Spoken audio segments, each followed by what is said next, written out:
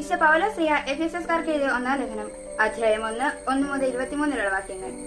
ദൈവ തിരുവനസായതിനാൽ യേശുക്രിസ്തുവിന്റെ അപ്പോസ്തലനായ പൗലോസ് യേശുക്രിസ്തുവിനായി വിശ്വസിക്കുന്നവരായി എഫെസോസിലുള്ള വിശുദ്ധർക്ക് എഴുതിയതും നമ്മുടെ പിതാവായ ദൈവത്തിൽ നിന്നും കർത്താവായ യേശുക്രിസ്തുവിൽ നിന്നും നിങ്ങൾക്ക് കൃപയും സമാധാനവും.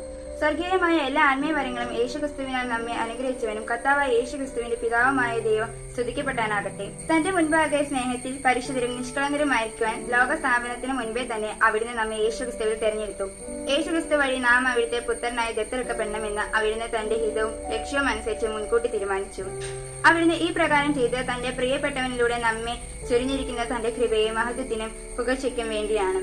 അവിടുത്തെ കൃപയും സമൃദ്ധിക്കൊത്ത് നമുക്ക് ക്രിസ്തുവിൽ പാപമോചനം അവന്റെ രക്തം വഴി രക്ഷയും കൈവന്നിരിക്കുന്നു. ഈ കൃപയാകട്ടെ അവിടുന്ന് തന്റെ ജ്ഞാനത്തിലും വിവേകത്തിലും നമ്മെ സമൃദ്ധമായി ചൊരിഞ്ഞിരിക്കുന്നു.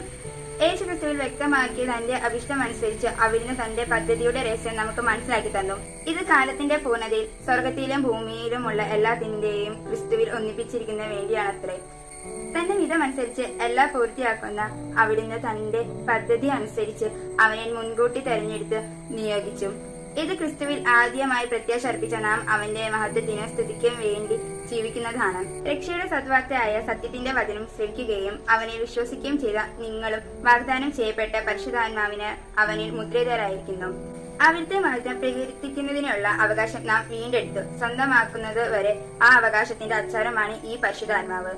കർത്താവായ യേശു ക്രിസ്തുവിലുള്ള നിങ്ങളുടെ വിശ്വാസത്തെയും എല്ലാ വിശുദ്ധരുടെയും നിങ്ങൾ പ്രകടിപ്പിക്കുന്ന സ്നേഹത്തെക്കുറിച്ച് കേട്ട നാൾ മുതൽ എന്റെ പ്രാർത്ഥനകളിൽ ഞാൻ അനുസ്മരിക്കുകയും നിങ്ങളെ പ്രതി ദൈവത്തിന് കൃതജ്ഞത അർപ്പിക്കുകയും ചെയ്തതിനാൽ ഞാൻ വിരമിച്ചിട്ടില്ല. നമ്മുടെ കർത്താവായ യേശു ക്രിസ്തുവിന്റെ ദൈവവും മഹത്വത്തിന്റെ പിതാവുമായ ജ്ഞാനത്തിന്റെ വെളിപാടിന്റെയും ആത്മാവിനെയും നിങ്ങൾക്ക് പ്രദാനം ചെയ്തുകൊണ്ട് തന്നെ കുറിച്ചുള്ള പൂർണ്ണമായ അറിവിലേക്ക് നിങ്ങളെ നയിക്കട്ടെ. ഏത് തരത്തിലുള്ള പ്രത്യാശയിലേക്കാണ് അവിടുന്ന് നിങ്ങളെ വിളിച്ചിരിക്കുന്നത് എന്ന് അറിയാനും വിശുദ്ധർക്ക് അവകാശമായി അവിടുന്ന് വാഗ്ദാനം ചെയ്തിരിക്കുന്ന മഹത്വത്തിന്റെ സമൃദ്ധി മനസ്സിലാക്കാനും നിങ്ങളുടെ ആന്തരിക നേത്രങ്ങളെ അവിടുന്ന് പ്രകാശിപ്പിക്കട്ടെ.